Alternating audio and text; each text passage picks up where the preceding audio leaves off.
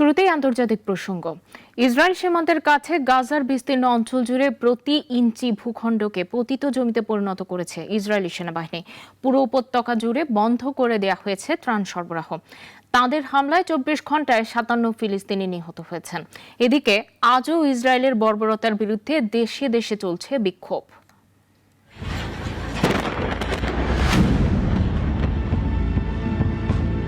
গাজার কৃষিজমি সমতল করে আবাসিক এলাকা, শিল্প এলাকা গুড়িয়ে দিয়ে বাফার জোনের আওতা বাড়িয়ে সেটিকে কিল জোন করছে ইসরায়েল, যেখানে ফিলিস্তিনিরা কেউ পা রাখা মাত্রই গুলি করা হচ্ছে।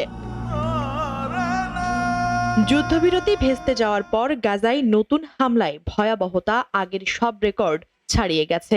ফিলিস্তিনিরা বলছেন, এ দফায় বিশ্ব এগিয়ে না এলে তাদের বাঁচার আর কোনো সম্ভাবনা নেই। عشان شافت ولا في ميه ولا في اكل ولا في شرب. الحمد لله رضا من الله اني بدي بس ربنا يعطيني العمر اعيش لله.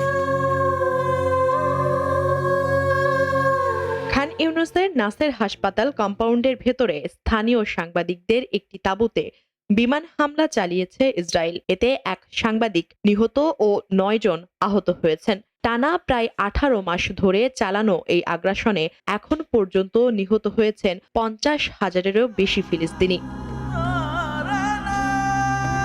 গাজা জুড়ে বেঁচে থাকা মানুষদের বারবার বাস্তুচ্যুত করা হচ্ছে, এমন এক সংকুচিত স্থানে যেতে বাধ্য করা হচ্ছে যেখানে তাদের মৌলিক চাহিদা পূরণ করা অসম্ভব। এই অঞ্চলে খাদ্য, মানবিক ত্রাণ এবং চিকিৎসা সহায়তার সরবরাহ বন্ধ হয়ে গেছে এবং এতে করে সেখানে এক অভূতপূর্ব মানবিক সংকট দেখা দিয়েছে। তবে ইসরায়েল বলছে, গাজায় গমের একটা দানাও ঢুকবে না।